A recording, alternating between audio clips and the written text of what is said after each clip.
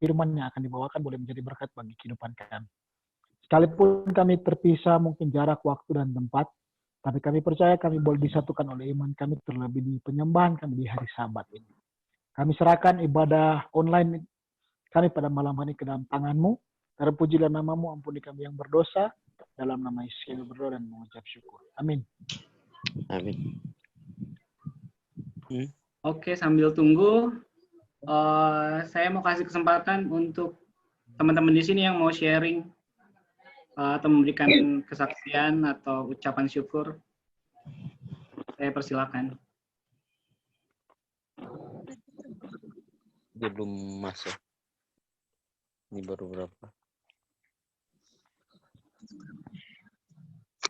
Mungkin siapa? Miki, Billy, atau Ellen?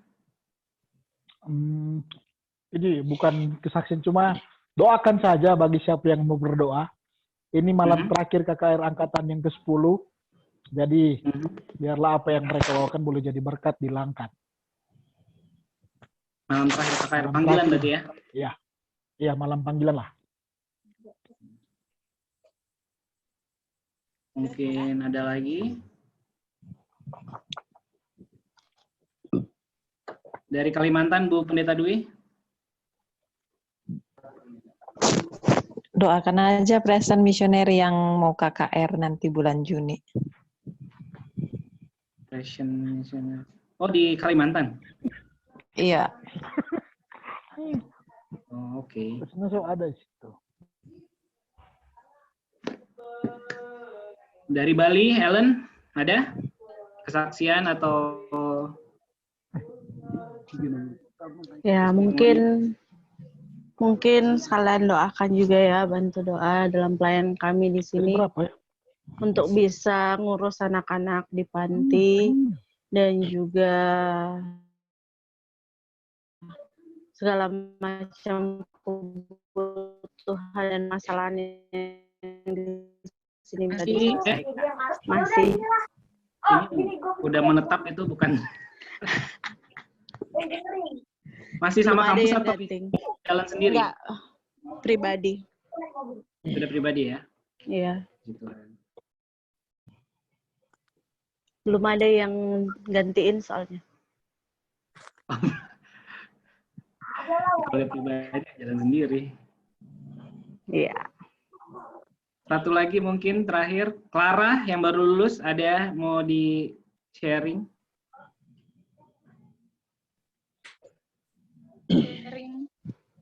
Ya, count your blessing kan bisa juga. Jadi, selamat Sabat semuanya. Selamat Sabat. Puji Tuhan. Amin. Dan saat ini saya sudah Selamat Sabat, Pak Pendeta Edi. Clara. Oh, sudah masuk dia. Lanjut Clara. Jadi, sekarang saya kerja di AM Wellness. Mungkin Bapak Presiden tahu di BSD. Jauh sekali. Ya, itu. Jadi di sini, di situ Jadi di sini puji Tuhan, Sabat lalu ada ibu yang sudah sakit kanker. Dia sebelumnya Advent, tapi pas dia menikah, dia masuk halo? Iya. Bisa lanjut. Dengar? Ya, Bisa. jadi ada pasien kami yang sakit kanker. Ibu ini sebelumnya dia menikah 25 tahun yang lalu. Dia menikah, dia udah nggak Advent lagi. Terus waktu dia berobat di wellness ini, puji Tuhan, Sabat lalu dia boleh dibaptis lagi. Tolong doakan keluarga Manurung Sitanggang, kiranya Tuhan selalu menyertai mereka. Nah, sudah keluar kemarin. Puji Tuhan. Jadi karena ketemu lu lagi atau gimana? Bisa dibilang. Juga. Halo.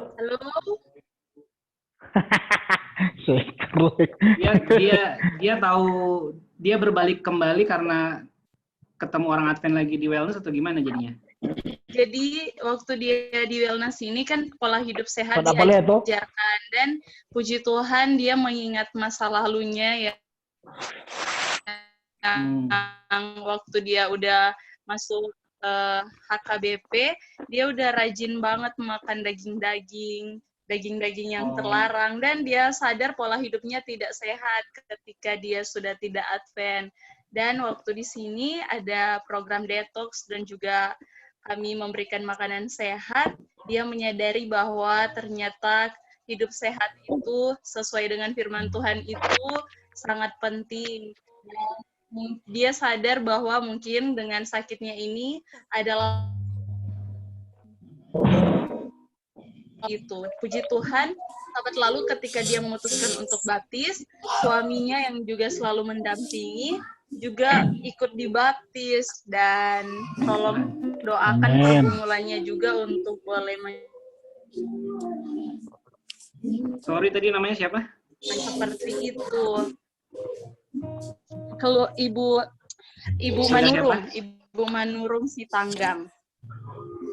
Keluarga Manurung Sitanggang ya. Iya.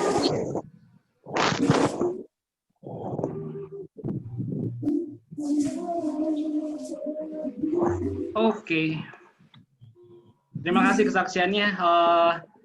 Kalau di Jakarta berarti besok bisa datang ke Anggrek ya? Kalau dijemput. Nanti coba kita tanya si Cynthia di sana yang di. Oke, terima kasih kesaksiannya, dan saat ini saya lihat Sir Edi sudah sangat ganteng sekali, sudah rapi. Boleh tes dulu suaranya Sir Edi? Tes. Hai, selamat sahabat semua. Selamat sahabat. Mungkin agak dekat lagi, Sir. Kejauhan itu. Kejauhan ya? Boleh. Kalau suaranya kenceng kayak gitu boleh. Oke. Oke, kalau gitu untuk selanjutnya saya berikan waktu dan tempat ke Sir Edi untuk memberikan sermon dan juga sedikit testimoni ya, Sir. Setelah itu baru kita United Prayer seperti biasa. Bagaimana, Bro? Presiden. Sekarang sermon dan sedikit testimoni update pelayanan Pastor Edi sekarang. Lalu setelah itu nanti kita United Prayer sama-sama. Oke.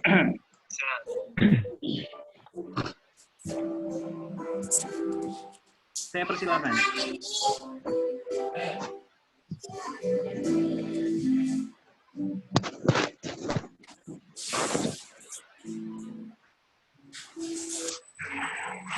Silakan Sir Edi. Oke, baik. Oke, selamat malam, selamat hari Sabat untuk kita semua. Malam, selamat sahabat. Teman-teman AMI dimanapun semuanya berada. Baik, sebelum kita merenungkan firman Tuhan, kita tunduk kepala, kita berdoa. Kalau kita mandi lengket, kebanyakan apa? Tawar. Mungkin tawarnya banyak. Baik, kita berdoa. Maha kasih, maha mulia, dan maha kudus Tuhan di surga, pada malam hari ini kami rindu datang kepada-Mu untuk merenungkan akan firman-Mu dan menolong kami selalu Tuhan bisa mengerti dan praktekkan dalam kehidupan kami. Berpuji nama-Mu ya Tuhan, hadir bersama-sama dengan kami di dalam nama Yesus. Amin. Amin. Oke. Baik, jadi sedikit barangkali untuk tadi dimintai oleh Bapak Presiden AMI untuk mengupdate ya pelayanan. Jadi sekarang kami sekeluarga di Jambi, pelayanan di Jambi, tepatnya di kota Jambi.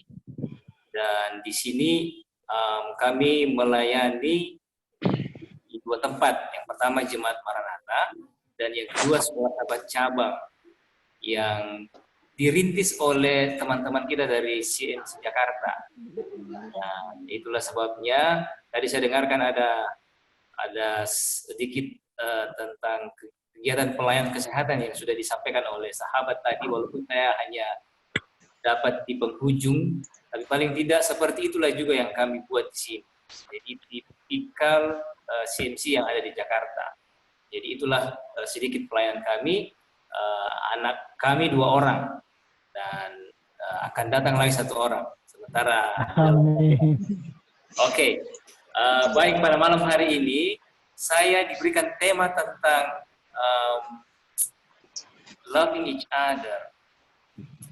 Jadi pada saat Bapak Presiden tanyakan apa judulnya, jadi yang ada dalam pikiran saya pada saat itu on the spot adalah tentang hukum. Itulah sebabnya mencintai hukum dan hukum mencintai. Jadi 2 hal ini berbeda, tetapi mempunyai korelasi yang sangat dekat satu dengan yang lain. Oleh karena berangkat dari pemikir selalu katakan seperti ini, bahwa saya rindu selalu terhadap hukum-hukum Tuhan. Nah, apa maksudnya pemasmur katakan hal demikian? Seberapa rindukah dia terhadap hukum Tuhan? Padahal kalau kita melihat hukum Tuhan itu sesuatu yang sepertinya membatasi. Nah, itulah sebabnya berangkat dari pergumulan saya secara pribadi sebenarnya. Karena di dalam pelayanan, terjun ke dalam pelayanan pengembalaan, kita diharuskan untuk buat KKR. Jadi saya kadang-kadang buat menyampaikan KKR, tiba pada tema atau judul tentang hukum, kadang-kadang saya bergumul. Pergumulan saya adalah kadang-kadang saya harus menyampaikan sesuatu yang akan menyalahkan orang lain. Nah, itulah sebabnya seiring dengan waktu saya bergumul banyak tentang hal ini dan saya baca kembali apa sih maksud Tuhan tentang hukum yang Dia berikan kepada kita. Nah, saya rindu untuk mulai dengan sebuah cerita.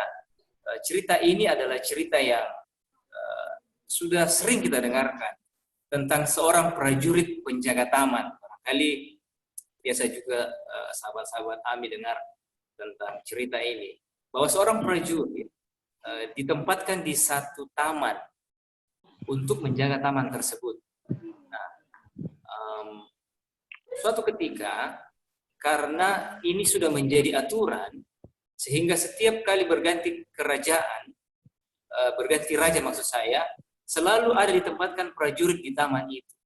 Nah, pada suatu ketika raja yang menggantikan raja sebelumnya penasaran, kenapa sih harus ada prajurit di taman itu, khusus untuk menjaga taman itu. Jadi akhirnya dia panggil prajurit ini, dia tanyakan, mengapa kamu menjaga taman ini? Jadi karena dia ditanyain, dia harus menjawab. Akhirnya prajurit jawab, siap, tidak tahu. Karena memang dia tidak tahu, karena perintahnya adalah jaga taman. Nah, setelah diselidiki ternyata ratu sebelumnya, ratu yang jauh sebelumnya itu pernah menanam sebuah anggrek atau tanaman yang penting tapi liar. Jadi dia bilang jaga taman ini jangan sampai ada yang mengganggu. Tapi seiring dengan waktu orang lupa bahwa kenapa prajurit ditempatkan di taman itu oleh karena untuk menjaga tanaman daripada sang ratu sebelumnya. Nah, itulah sebabnya kadang-kadang saya berpikir seperti prajurit ini, bahwa saya melakukan sesuatu, tapi saya tidak tahu kenapa saya melakukan hal tersebut, termasuk penurutan saya terhadap Tuhan. Nah, itulah sebabnya berangkat dari berbicara tentang hukum, ayat yang selalu lazim untuk kita bawakan itu ada di dalam Keluaran pasal yang ke-20. Nah, Keluaran pasal yang ke-20 ini adalah ayat yang sangat lazim bagi kita, bahkan kita hafalkan. Semakin sering, bahkan semakin sering baca, semakin kadang-kadang sulit untuk kita sampaikan kepada orang. Oleh karena orang lain juga tahu apa isi dari Keluaran pasal 20 yang adalah 10 hukum yang diberikan oleh Tuhan kepada bangsa Israel. Nah, namun ketika saya baca kembali 10 hukum ini, saya rindu untuk mundur sedikit. Nah, itulah sebabnya saya rindu juga untuk kita mundur sedikit sebelum kita masuk kepada 10 hukum tentang Tuhan. Saya rindu untuk kita buka di dalam Keluaran pasal yang ke-19 pasal sebelum pasal yang ke-20 dari buku Keluaran. Kita buka Alkitab kita di dalam Keluaran pasal yang ke-20. Pasal yang ke-19. Nah, saat itu sebelum Tuhan memberikan hukum, ada yang Tuhan buat dan ada yang Tuhan berikan penekanan sebelum Dia memberikan 10 hukum Sinai. Nah, itulah sebabnya kita rindu untuk lihat itu dalam Keluaran pasal yang ke-19. Nah, sedikit catatan bahwa saya juga mengutip dari buku Alfa dan Omega jilid yang pertama, yaitu mengenai hukum diberikan kepada bangsa Israel, halaman 354. Nah, baik kita mungkin bisa baca ayat tersebut. Di ayat yang keempat dari pasal 19 katakan seperti ini. Kamu sendiri telah melihat apa yang kulakukan kepada orang Mesir, dan bagaimana aku telah mendukung kamu di atas sayap Raja Wali dan membawa kamu kepadaku. Jadi sekarang jika kamu sungguh-sungguh mendengarkan firman-Ku dan berpegang pada perjanjian, maka kamu akan menjadi harta kesayangan-Ku sendiri dari antara segala bangsa, sebab Akulah yang mempunyai seluruh bumi. Kamu akan menjadi bagi kerajaan imam dan bangsa yang kudus. Inilah semuanya firman yang harus kau katakan kepada bangsa Israel. Jadi yang pertama, cara Tuhan memberikan hukum itu, Dia memanggil bangsa Israel untuk masuk dalam hubungan yang intim dan istimewa dengan Tuhan. Yang pertama. Yang kedua, lanjut di ayat yang ke-9 dari pasal 19. Kepada Musa, sesungguhnya aku akan datang kepadamu dalam awan yang tebal. Perhatikan kata awan yang tebal di sana dengan maksud supaya dapat didengar oleh bangsa ini. Apabila aku berbicara dengan engkau, supaya mereka senantiasa percaya kepadamu. Jadi dalam hal ini Tuhan memberikan penghormatan kepada Musa. Kenapa? Dia sengaja untuk memberikan awan tebal sebelum Dia berikan 10 hukum. Dia mengawali dengan awan yang tebal supaya dilihat, didengar oleh bangsa itu, sehingga bangsa itu kepada siapa? Musa. Oke, supaya mereka mendengarkan Musa. Selanjutnya di ayat yang ke-10. Berfirmanlah Tuhan kepada Musa, pergilah kepada bangsa itu, suruhlah mereka memutuskan diri pada hari ini dan besok, dan mereka harus mencuci pakaiannya. Jadi di hal yang ketiga yang Tuhan buat itu adalah untuk membuat peristiwa itu sebagai pemandangan yang hebat dan mengagumkan atau sakral, untuk memberikan kesan bahwa segala sesuatu yang berhubungan dengan pelayanan kepada Allah harus diperlakukan dengan sikap hormat yang paling dalam. Mereka harus bersih. Jadi cara Tuhan memberikan hukumnya itu, sebelum Dia berikan, Dia suruh bangsa Israel untuk bersiap memuduskan diri mencuci pakaian. Yang selanjutnya di ayat yang ke-12. Sebab itu haruslah engkau memasang batas bagi bangsa ini. Oke? Berkeliling, jaga baik-baik, jangan sampai mendaki gunung itu atau kena kepada kakinya. Sebab siapapun yang kena kepada gunung itu pastilah dia hukum mati. Jadi bangsa Israel tidak boleh melewati batas naik ke gunung sebelum ada suara sangkakala berbunyi. Jadi yang keempat adalah Tuhan memasang batas. Kemudian di ayat yang ke-16 dikatakan, dan terjadilah pada hari ketiga pada waktu terbit fajar, ada buruh dan kilat dan awan padat di atas gunung dan berbunyi sangkakala yang sangat keras sehingga gemetarlah seluruh bangsa yang ada di perkemahan. Nah, di dalam Ibrani pasal 12-21 bukan hanya bangsa itu yang gemetar, termasuk Musa. Dan dia katakan seperti ini, aku sangat ketakutan dan sangat gemetar. Jadi hal yang kelima, sebelum Tuhan memberikan 10 hukum, bangsa Israel dan Musa ini merasa gemetar. Jadi kalau melihat akan pendahuluan sebelum Tuhan memberikan 10 hukum, saya merenung bahwa ternyata 10 hukum ini bukan sesuatu yang main-main. Jadi ketika saya pun berpikir, Tuhan, saya sudah hafal 10. Mulai dari hukum yang pertama sampai hukum yang ke-10. Dan malah saya bisa ringkaskan. Nah, namun kadang-kadang secara pribadi saya tidak adakan persiapan seperti ini untuk baca bahkan merenungkan. Sehingga terkadang hukum itu sebagai sesuatu yang hanya sebagai aturan yang Tuhan buat dan ya biarlah itu tinggal di sana. Sehingga saya pun ketika membaca ataupun merenungkan bahkan membawa kabar tentang 10 hukum, kadang-kadang tidak terlalu berkuasa kepada orang. Namun seiring dengan waktu saya baca kembali. Nah, itulah sebabnya hal yang kedua saat Tuhan memberikan hukum. Jadi yang pertama tadi, cara Tuhan sebelum dia berikan hukum, ada 5 hal yang dia berikan kepada orang Israel. Nah, saat Tuhan memberikan hukum, jadi Tuhan rindu untuk menyatakan dirinya bukan saja dalam keagungan yang hebat dari seorang hakim dan pemberi hukum, tapi juga sebagai penjaga yang penuh belas kasihan kepada umatnya. Mari kita lihat selanjutnya masuk ke dalam pasal yang ke-20. Nah, di pasal yang ke-20 ini adalah rangkaian 10 hukum yang Tuhan berikan kepada Musa untuk disampaikan kepada bangsa Israel. Dan dia katakan seperti ini. Di ayat yang pertama, lalu Allah mengucapkan segala firman ini. Nah, di ayat yang kedua, Tuhan bilang begini, akulah Tuhan Allahmu yang membawa engkau keluar dari tanah Mesir, dari tempat perbudakan. Nah, hal ini penting bahwa sebelum Tuhan menyampaikan isi daripada 10 hukum, dia ingatkan bangsa Israel bahwa aku Tuhan Allahmu yang membawa engkau keluar dari tanah Mesir, dari tempat perbudakan. Jadi, ketika Tuhan hendak menyampaikan 10 firman itu, dia ingatkan kepada bangsa Israel tentang perbudakan. Nah, sedikit tentang perbudakan ini.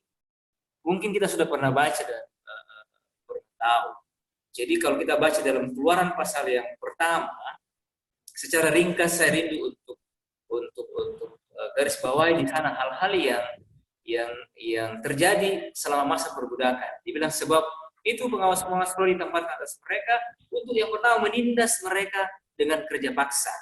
Kemudian di ayat yang ke-13 dan 14 dari Keluaran pasal yang pertama, lalu dengan kejam orang Mesir memaksa orang Israel untuk bekerja. Ayat 14, dan memahitkan hidup mereka dengan pekerjaan yang berat, yaitu mengerjakan tanah liat. Ya, segala pekerjaan yang dengan kejam dipaksakan. Kemudian lanjut ke ayat 15 dari Keluaran pasal yang pertama.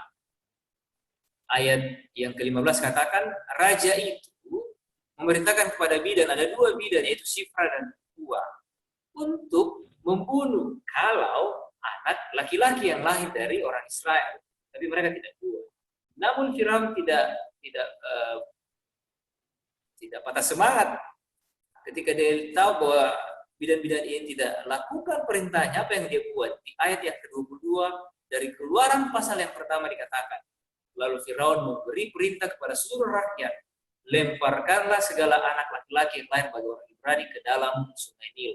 Jadi gambaran-gambaran ini memberikan kita sedikit tentang keadaan bangsa Israel ketika mereka dalam perbudakan, yaitu kata menindas ada di sana, kerja paksa, segala pekerjaan berat dipaksakan, kejam, memahitkan hidup mereka, membunuh anak laki-laki, melemparkan ke sungai Nil, dan masih banyak lagi hal mengenai perbudakan yang tidak sempat untuk kita angkat, tapi paling tidak kita ada gambaran. Dan inilah yang Tuhan ingatkan kepada siapa? Bangsa Israel sebelum dia sampaikan 10 hukum. Nah, di pasal yang ketiga kita lanjut di ayat yang ke-7, saya bacakan langsung. Respons Tuhan ketika dia dengarkan seruan bangsa Israel yang tertindas oleh karena perbudakan. Dia bilang begini, dan Tuhan berfirman, dan aku telah memperhatikan dengan sungguh-sungguh kesengsaraan umat. Perhatikan kata itu, bahwa di tengah perbudakan itu Tuhan perhatikan. Kemudian aku telah mendengar seruan mereka yang disebabkan oleh pengarang-pengarang mereka. Ya, aku mengetahui penderitaan mereka. Kemudian sebab itu aku telah turun untuk melepaskan mereka. Jadi kata-kata ini adalah kata-kata yang memberikan kita gambaran bahwa Tuhan itu apa? Perhatikan. Tuhan mengetahui. Dan akhirnya Tuhan apa? Bertindak terhadap perbudakan yang terjadi. Itulah sebabnya hukum yang diucapkan pada saat itu bukanlah terbatas untuk kepentingan orang Israel, tapi juga untuk kepentingan orang lain. Nah, kalau kita perhatikan 10 hukum ini, prinsipnya itu dilandaskan kasih, dan kita tahu itu semua. Dalam Matius pasal 22 ayat 37 sampai 40. Ayat yang lazim katakan bahwa kasihilah Tuhan Allahmu dengan segenap hatimu, dan dengan segenap jiwamu, dan dengan segenap akal budimu. Itulah hukum yang terutama dan yang pertama. Dan hukum yang kedua yang sama dengan itu ialah kasihlah sama manusia seperti dirimu sendiri. Dan ini didasari di dalam Imamat pasal 6 ayat 4 dan 5, dan Imamat pasal 19 ayat yang ke-18. Dan kita katakan bahwa 10 hukum itu dilandaskan terhadap hukum kasih. Nah, itulah sebabnya kalau kita perhatikan di dalam 10 hukum ini adalah hukum yang saya maksudkan mencintai. Inilah yang kita cintai. Jadi yang pertama, jangan ada padamu Allah lain di hadapanmu. Yang kedua, jangan membuat patung dan sembah. Yang ketiga, jangan menyebut nama Tuhan dengan sembarangan. Yang keempat, ingat dan kuduskanlah hari Sabat. Itulah yang kita katakan kasih kepada Allah. Kemudian yang selanjutnya, hormatilah ayahmu dan ibumu. Yang ketujuh, jangan membunuh. Yang keenam, jangan membunuh. Yang ketujuh, jangan berzina. Kedelapan, jangan mencuri. Yang kesembilan, jangan berdusta. Yang ke-10, jangan mengingini milik sesamamu. Itulah kasih kepada manusia. Dan kalau kita perhatikan, ada banyak ayat yang menjelaskan tentang Tuhan dan 10 hukum. Contoh, bahwa dikatakan Tuhan itu baik. 10 hukum juga itu baik. Tuhan itu katakan kudus. Dan 10 hukum juga itu apa? Kudus, benar, dan baik. Dan ayat-ayat ini menyiratkan bahwa antara Tuhan dan hukumnya itu sebenarnya sama. Berarti 10 hukum adalah refleksi daripada sifat atau karakter Tuhan. Nah, itulah sebabnya hukum adalah karakter Tuhan. Sehingga ketika Tuhan memberikan hukumnya berarti Dia ingin kita memiliki karakternya itu melalui penurutan kita. Nah, saya rindu untuk kita perhatikan, dan ini adalah kata-kata yang biasanya kita angkat di dalam KKR, termasuk saya. Bahwa di dalam 10 hukum ini ada 8 hukum yang mengatakan dengan kata jangan pada pertama kali. Kemudian 1 hukum mengatakan kata ingatlah, dan 1 hukum katakan hormatilah. Nah, 8 hukum katakan dengan kata jangan pertama kali. Bahwa ketika kita membaca kata jangan dalam bahasa Indonesia, sebagian besar konotasinya adalah apa? Pembatasan. Begitu pula ketika orang tua barangkali, saya juga biasa buat hal ini, ketika saya berusaha untuk mengarahkan anak-anak. Contoh, dia bilang, jangan buat seperti ini. Jangan buat seperti itu. Tetapi dalam kenyataan yang saya perhatikan, semakin saya katakan jangan, semakin anak-anak saya buat hal yang saya katakan jangan. Jadi, saya bergumul dengan Tuhan, hukummu juga katakan jangan. Tapi katakan ketika saya praktekkan itu kata jangan, ternyata tidak terlalu baik bagi anak-anak. Sehingga malah mereka lebih melakukan apa yang saya larang. Tetapi apakah hukum Tuhan itu adalah hanya sekedar pembatasan yang Dia maksudkan di dalam hukum ini? Nah, mari kita perhatikan baik-baik. Ketika kita perhatikan di dalam terjemahan King James, versi King James, dia terjemahkan seperti ini. Untuk kata jangan ya, thou shall no atau not, dia bilang kan. Nah, kalau kita rindu untuk terjemahkan secara bebas dalam bahasa Indonesia, thou shall no atau not, itu kita bisa terjemahkan bebas seperti ini. Kamu tidak akan. Oke, walaupun saya tidak menyalahkan bahwa terjemahan kata jangan yang ada di dalam versi bahasa Indonesia itu juga terbuka untuk diterjemahkan seperti itu. Cuman sebagai orang Indonesia, saya melihat bahwa ketika saya katakan jangan, sepertinya Tuhan sangat membatasi. Tapi ketika kita melihat kepada prinsip atau substansi yang Tuhan rindu sampaikan, Dia sebenarnya rindu untuk katakan kamu tidak akan.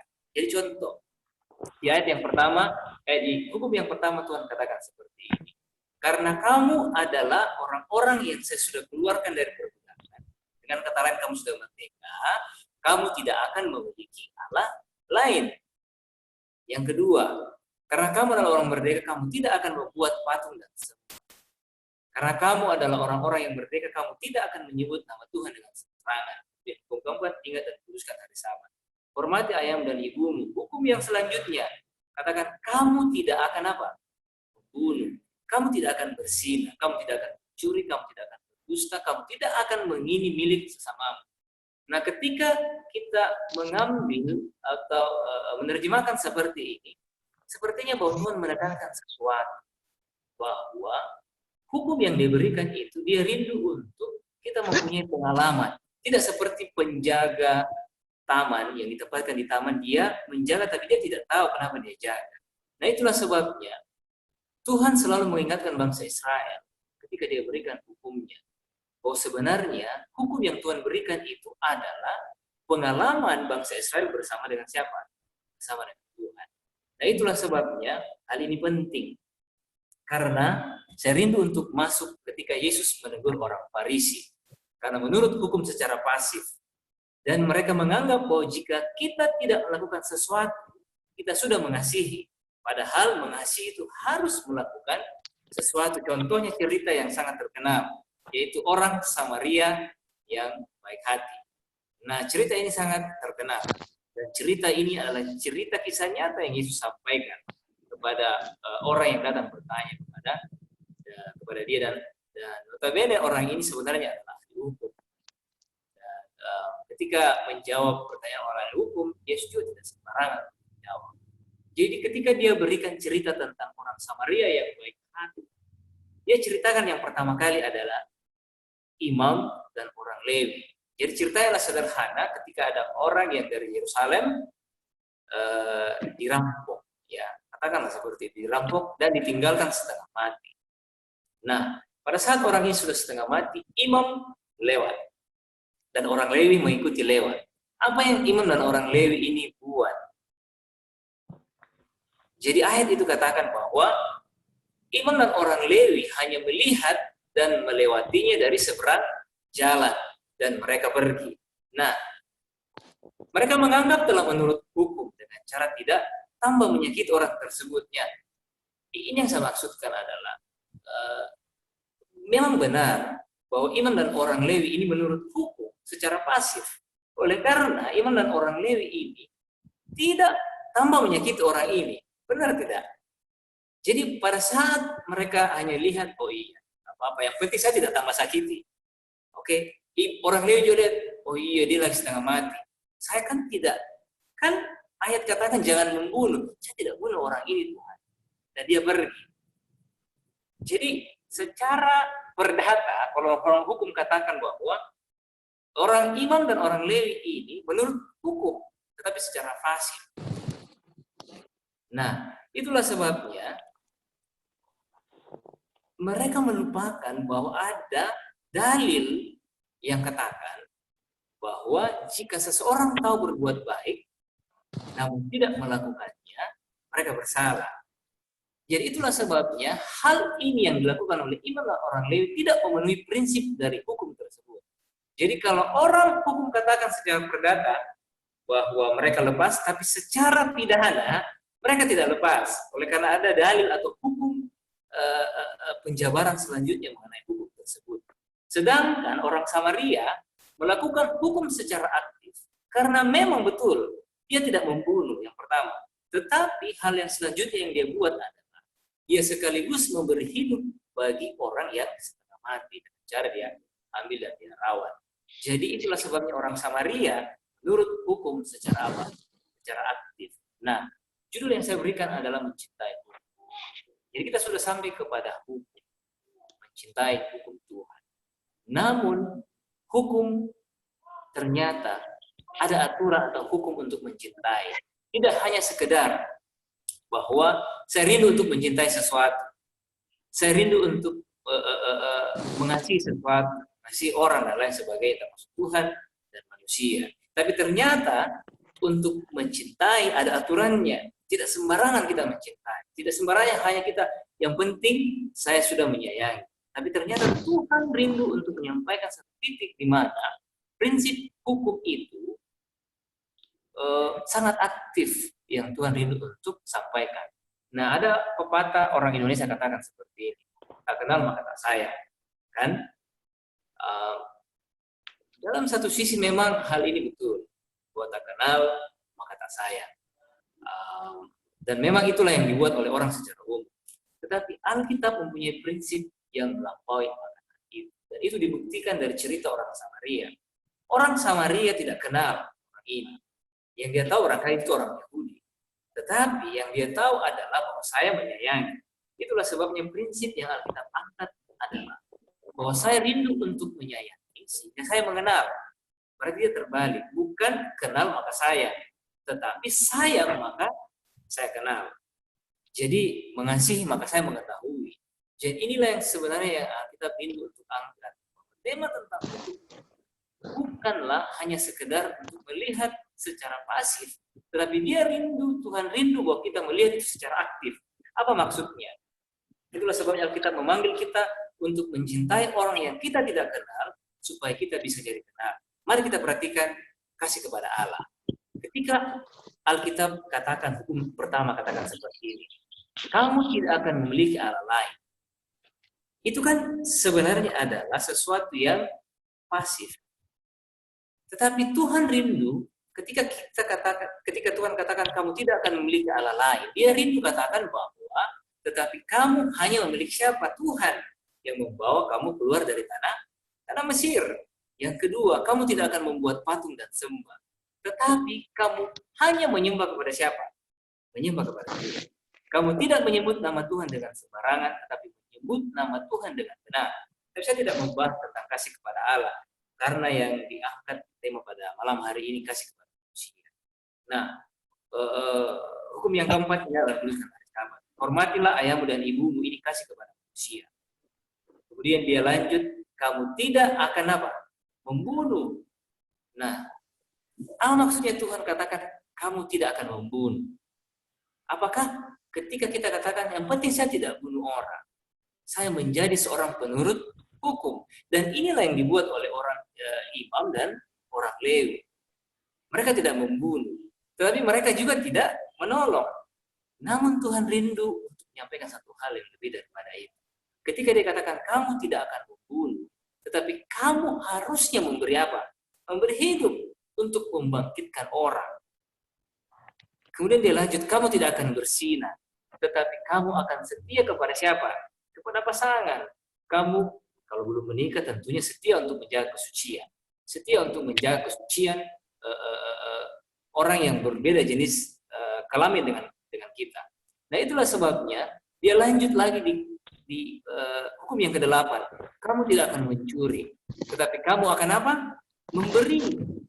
Berarti bukan hanya sekedar saya tidak mencuri Tuhan, tetapi kita tidak memberi. Itu sama dengan kita menuruti hukum secara apa? Secara pasif. Tetapi yang aktif adalah tetapi kamu akan memberi. Itu yang Tuhan maksudkan. Kamu tidak akan berdusta, tetapi kamu akan mengucapkan yang benar. Tidak selamanya diam itu emas. Walaupun kadang-kadang kita kan diam itu emas, tapi pada saat kita dimintai untuk berbicara, dan pada saat itu kita diam, kita menjadi seorang apa? Seorang pendusta. Dan itulah sebabnya kita harus aktif di dalam melakukan hukum. Dan yang terakhir, kamu tidak akan mengingini milik sesamamu, tapi kamu akan mensyukuri apa yang kamu miliki. Sehingga kalau kita lihat milik orang lain, Tuhan, saya sudah miliki ini, walaupun saya tidak memiliki barang seperti orang lain. Maka inilah perjanjian yang kuadakan dengan kaum Israel sesudah waktu itu. Demikianlah firman Tuhan. Aku akan menaruh hukumku dalam hati mereka dan menjadikannya dalam hati mereka. Maka aku akan menjadi Allah mereka dan mereka akan menjadi umat. Ibrani 8 ayat 10. Kita menurut kepada hukum karena kita adalah merdeka, bukan orang yang berhamba. Kita tahu bahwa kita sebagai orang-orang Israel rohani, kita dimerdekakan dari dosa. Sebagaimana orang Israel dimerdekakan dari perbudakan di tanah Mesir. Tidak heran bahwa saudara dan kalau teman-teman Ami perhatikan di dalam Matius pasal 25, ketika sang raja, ini adalah penghakiman yang terakhir yang diceritakan dalam Matius pasal 25, ketika sang raja memisahkan domba dan kambing. Dari apa mereka diklasifikasikan? Bahwa ini domba, ini kambing, yaitu dari sikap mereka terhadap sesama. Sebab ketika aku lapar, kamu memberi aku makan. Ketika aku haus, kamu memberi Ketika aku haus, kamu memberi aku minum. Ketika aku seorang asing, kamu memberi aku tumpangan. Ketika aku telanjang, kamu memberi aku pakaian. Sorry, minta maaf. Ketika aku sakit, kamu melawat aku. Ketika aku di dalam penjara, kamu mengunjungi aku. Maka orang-orang benar itu akan menjawab, katanya Tuhan, bila mana kami melihat engkau lapar, dan kami memberi engkau makan, atau haus, dan kami memberi engkau minum. Jadi, penjelasan di dalam Matius pasal 25 memberikan kita keterangan yang sangat akurat. Bukanlah oleh karena mereka dibenarkan oleh karena perbuatan, tapi ini adalah hasil dari mereka menuruti hukum. Bahwa orang-orang ini dikatakan mereka adalah penurut hukum yang setia kepada Tuhan. Walaupun sebenarnya secara kasat mata kita lihat mereka kan hanya memberi orang pakaian, mereka hanya memberi orang air, mereka hanya memberikan tumpangan. Mana dari ayat-ayat ini yang ada hubungannya langsung tersirat dengan 10 hukum?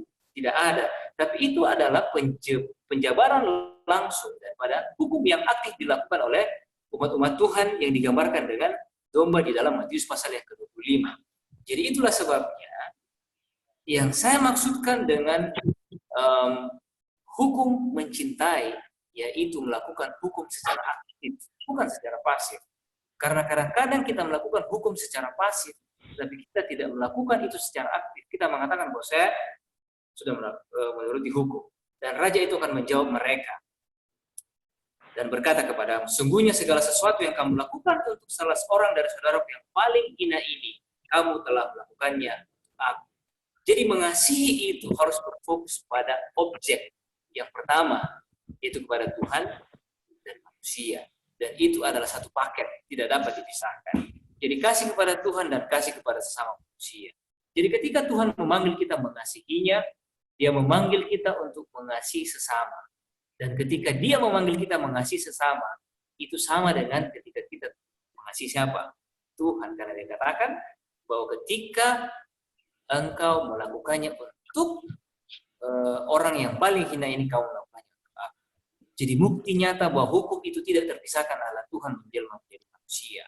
Bahkan sampai di surga, Yesus tetap mengenakan tubuh manusia. Ini memberikan kita gambaran bahwa hukum itu tidak terpisahkan.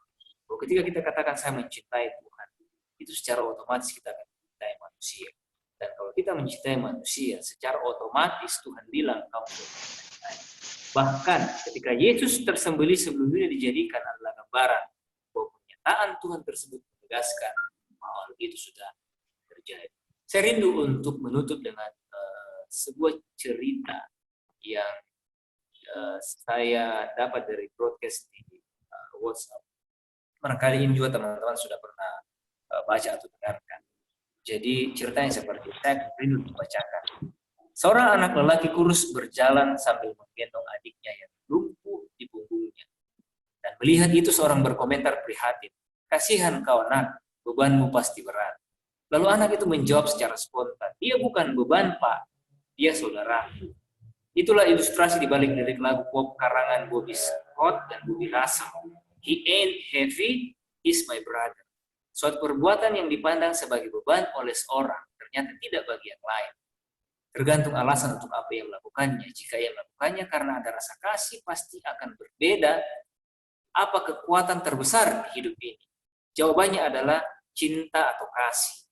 Banyak hal yang tampak menjengkelkan, melelahkan, dan dari orang lainnya ternyata dapat dilakukan dengan setia oleh pelakunya. Mengapa? Karena kasih membuat cara pandang mereka berbeda. Merawat suami atau istri, anak atau orang tua, atau anggota keluarga yang sakit bukanlah suatu beban jika dilakukan dengan kasih. Mendampingi anak belajar meski lelah bukanlah suatu beban karena dilakukan dengan kasih. Mengantar orang tua berobat rutin bukanlah sebuah beban karena dilakukan dengan kasih. Mengerjakan pekerjaan kantor yang menumpuk bukanlah sebagai suatu beban karena dilakukan dengan kasih. Merapikan rumah yang selalu berantakan dan lain-lain bukanlah sebuah beban karena dilakukan dengan kasih. Ya, semua hal di atas akan terasa sebagai beban berat, namun akan terasa berbeda jika dilakukan dengan penuh kasih. Jadi, itulah sebabnya saya rindu untuk menyampaikan satu hal. bahwa ketika kita melihat Tuhan, itu adalah sesuatu yang aktif yang harus dilakukan oleh Tuhan. Oleh karena ketika kita menjabarkan dan melihat penjelasan daripada 10 hukum itu, sebenarnya kalau kita perhatikan adalah isi daripada Alkitab sendiri. Berarti ketika kita menolong orang lain, kita adalah pelaku hukum. Ketika kita membantu orang-orang yang membutuhkan, kita adalah orang-orang yang melakukan hukum itu secara aktif. Itulah sebabnya malam hari ini, rindukah kita untuk melihat 10 hukum itu pada porsi yang aktif. Kita melakukan itu oleh karena kita rindu. Tuhan, saya rindu untuk lakukan itu. Itu berarti ketika Yesus hidup dalam dunia ini, dia lebih banyak bergaul kepada orang. Itu menunjukkan bahwa sebenarnya dia rindu untuk katakan bahwa pengenapan daripada 10 hukum itu adalah pada saat kita bergaul, bersimpati, dan hidup bersama-sama dengan orang yang di sekitar kita. Sehingga panggilan untuk menuruti hukum, seperti pemazmur katakan, aku suka melakukan kehendak ya Allahku, taruhatmu ada di dalam dadaku. Bukanlah sekedar bahwa kita rindu untuk melakukan itu secara pasif, tapi itu adalah ajakan untuk lakukan itu secara aktif. Tabiat dan refleksi daripada karakter Tuhan sendiri yang dia rindu untuk kita lakukan di dalam kehidupan kita. Jadi inilah barangkali yang saya bisa sampaikan kepada teman-teman. Biarlah Tuhan memberkati kita semuanya untuk melihat lebih lagi terhadap hukum yang Tuhan rindu untuk kita buat secara aktif. Sehingga kita tidak hanya mencintai orang seperti apa yang kita maksudkan. Kita tidak mencintai orang dengan pasif, tapi kita mencintai orang secara aktif dan rindu untuk lakukan itu di dalam kehidupan kita, berarti kita akan datang kepada orang. Tuhan memberkati kita. Amin. Amin. Terima kasih Sir Edi untuk firman-Nya. Sungguh suatu insight baru ya. Kalau buat saya pribadi, mudah-mudahan ini boleh menguatkan kita semua di sini, teman-teman AMI, dan juga menjadi berkat juga bagi kita semua terlebih. Kiranya Tuhan memberkati terus pelayanannya Sir Edi dalam di Jambi saat ini. Amin. Dan seperti yang sudah tadi disiapkan, jadi kita akan United Prayer seperti biasa.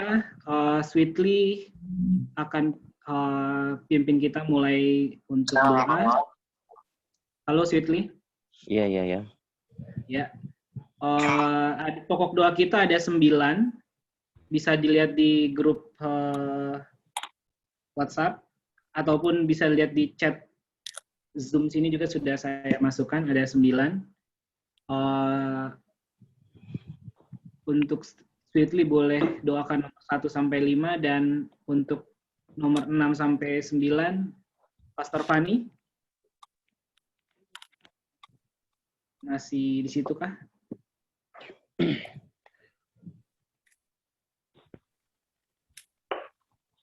Pastor Fani.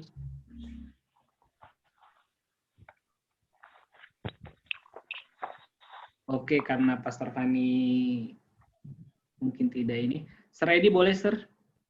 Yap. Untuk doakan pokok doa nomor 6 sampai 9. 6 sampai 9. Tunggu, itu di mana saya lihat? Di chat, bisa di Zoom di chat. Oh, di Zoom. Oh, ini.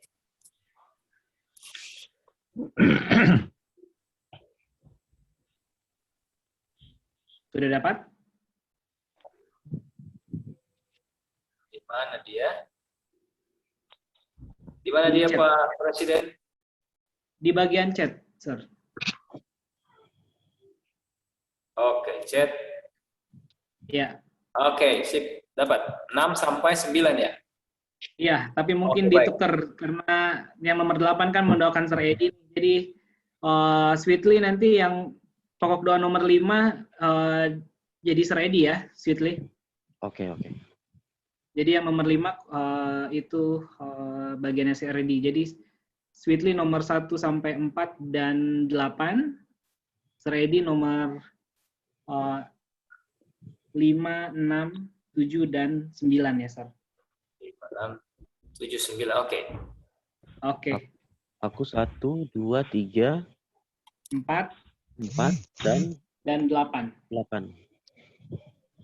Ya. Saya persilakan Sweetly untuk pimpin kita dalam doa. Kita sama-sama berdoa. Kita bersatu di dalam doa. Ya Tuhan Allah kami yang kami sembah siang dan malam. Malam hari yang indah ini Tuhan, kami datang kepadamu dengan penuh kerendahan hati, membawa segala beban kami, agar kami boleh mendapatkan kelegaan di hadapan. Tuhan kami masuk di dalam permohonan-permohonan. Tuhan tolong ampuni kami atas segala dosa-dosa yang kami lakukan, yang sering menyakiti hatimu.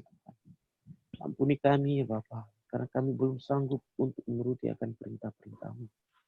Kami yakin dan percaya bahwa kami menyanggupan kami untuk menuruti akan setiap perintah-perintah.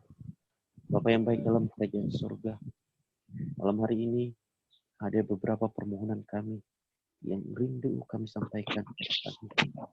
Permohonan yang pertama yaitu pelepasan akan dari angkatan 29 misionaris di Manado.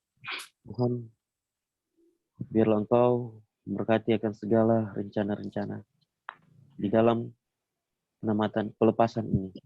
Lebih Engkau memberkati akan setiap present yang akan dikirim ke ladang penginjilan mereka. Biarlah mereka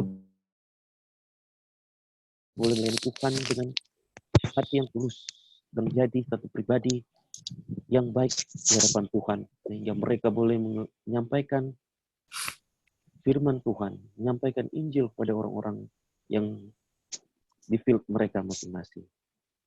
Selanjutnya Bapak berdoa juga untuk pelayanan AMI yang berada di Jakarta, PA Anggrek pada besok, juga YPBC di Papua pada bulan April, YPBC Manado pada bulan Mei, YPBC Jakarta pada bulan November, YPBC Bandung, YPBC Kupang, juga 20 tahun anniversary dan konvensi AMI.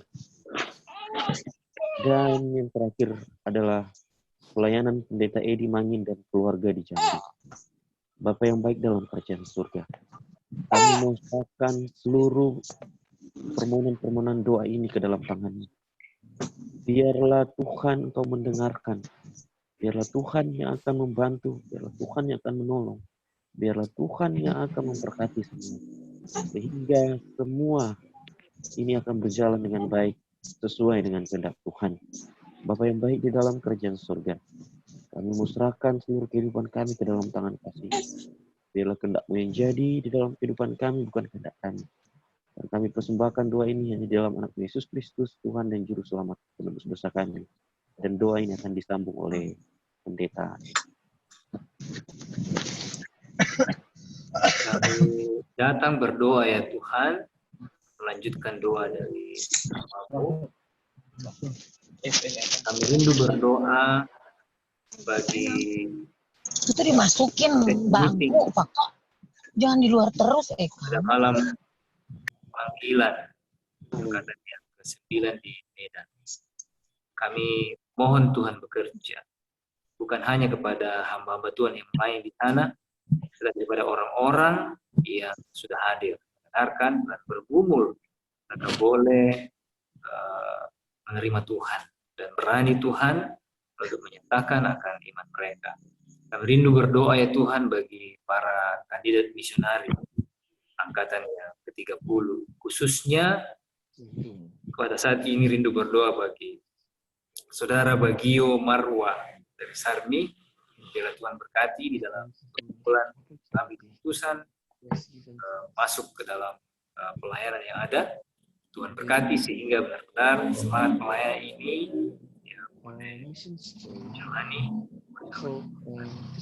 Mohon doa ya Tuhan bagi keluarga Manurung Sitanggang yang baru saja dibaptiskan di Jakarta. Mohon Tuhan bersama-sama dengan mereka.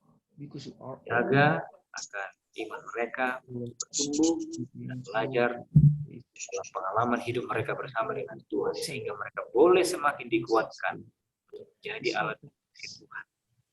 Mohon doa ya Tuhan buat mission trip AMI ke YPBC Kupang. Bela semua rencana, semua biaya, semua hal-hal yang mereka sudah sahabat-sahabat AMI sudah rembukan bersama ya Tuhan, Tuhan berkati. Dan biarlah Tuhan dahului kehadiran Tuhan di sana, sehingga perjalanan mission trip ini Tuhan mereka mendapatkan pengalaman rohani bersama dengan Tuhan. Kami serahkan seluruh hidup kami ke dalam tangan. Terima kasih oleh karena Tuhan mendengarkan doa dan siap untuk menjawab permohonan. Thank you for hearing our prayer. In Jesus' name we pray. Kami di dalam nama Yesus kami sudah berdoa. Amin. Amin. Amin. Ready, boleh pimpin kita chanting? Halo, Sir. Yep, halo. Boleh pimpin kita chanting? Oh, chanting. Hai, sudah lama saya tidak chanting. Saya sudah lupa lagi. Renur masa lupa. Ready for chanting? Advance. Tidak ada balasannya. Ready for chanting? Advance. I'm a missionary. I'm a missionary. The Lord calls me. Missionary. The Lord calls me. I can do it. I can do it. Can do I'm a it. missionary. Always missionary. Go, go, Go, go, go. Go, go, go. Terima kasih, Sir. Kalau Freddy lupa berapa standar.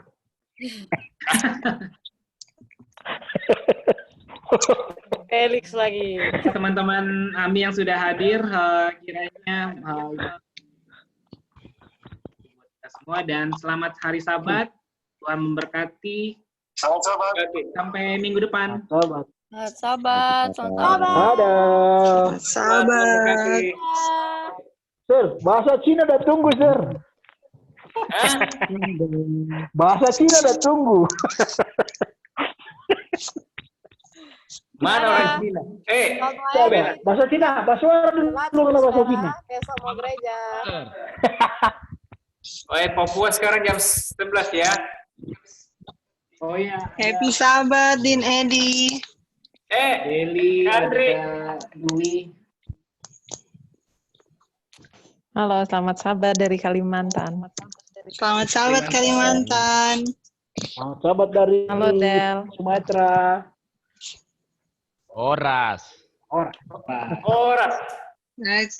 Tuhan berkati. Din Edi, salam buat Kak Rani. Ya. Nggak kelihatan di mana itu dia, Sir? Selamat Sabat, Nayak. Yo, Sir. Selamat Sabat buat Ibu Pendeta. Jangan lupa bahasa Cina, Sir.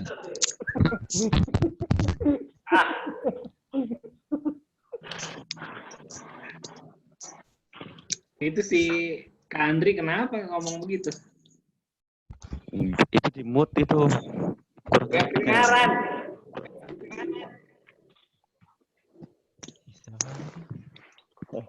Gak kedengaran. Ya lu mute tadi Ronald, yang gue masih di mute. Kalau kan bisa nyalain sendiri gimana sih? Marahin kan. Gendoro gitu suami gue.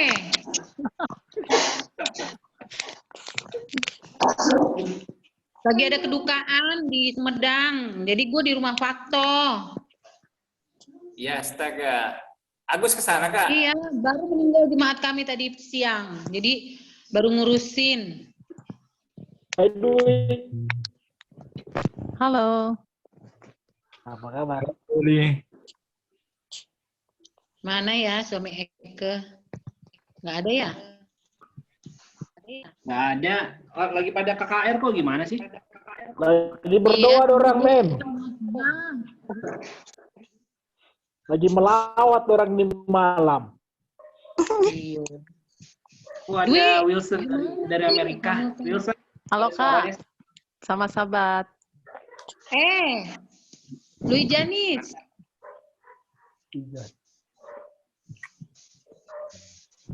Oh iya nih DRB. sekalian yang senior nih. Anniversary pada datang ya. Mana senior di Manado?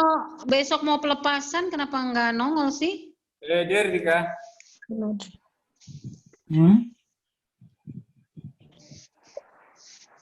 Kan besok mau pelepasan, kenapa nggak pada nongol ya?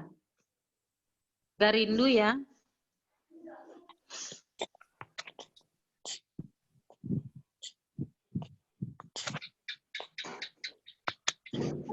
Masih banyak juga.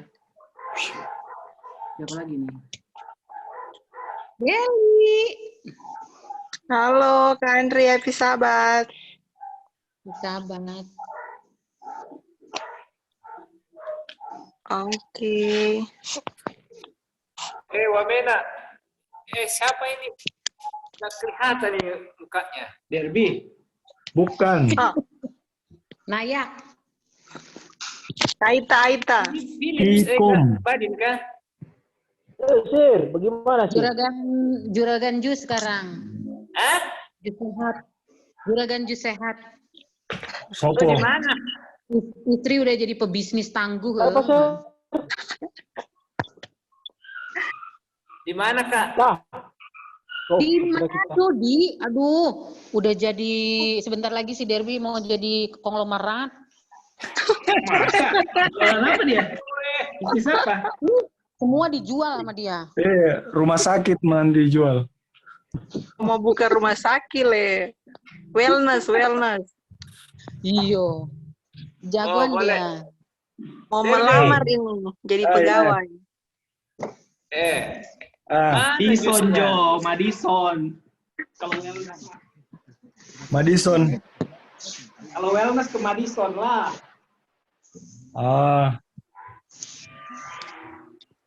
Itu Bang Wilson, ada kandidat satu lagi, Kak Derby sama istri.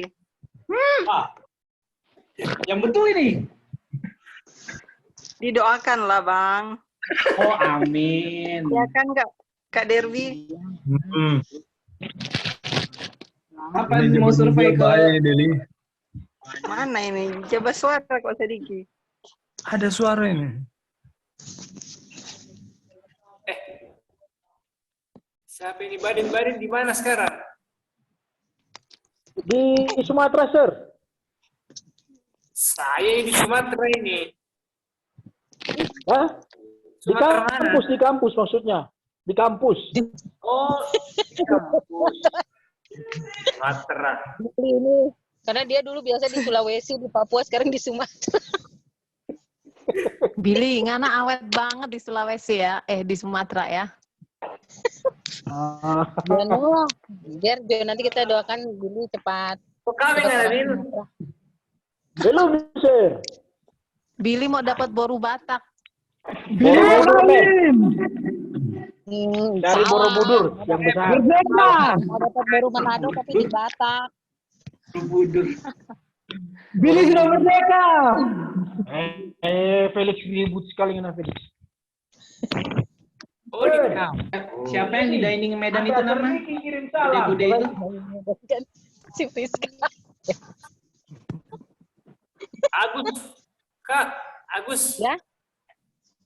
Agus lagi di laknat lagi. Langkat. Oh, Di Langkat. Iya, dia baru panggilan malam ini. Aduh, tadi gue mau minta doa loh. Tapi sudah terjadi, biarin lah. Ya lu, masalah lambat lu, Kak. Iya, tadi gara-gara ini. Karena ada kedukaan ini. Oh. Agus sehat, kan mau ketemu kita kan?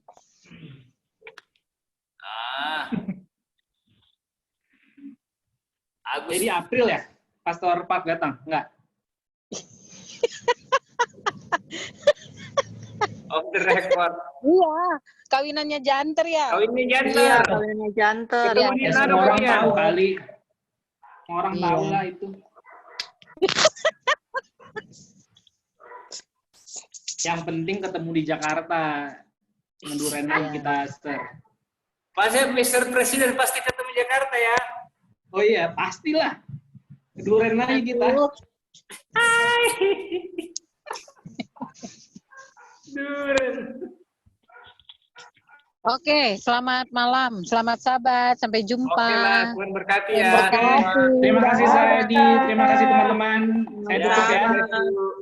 Tadinya mah sebelum. Dan berkati. Pilih. Bye.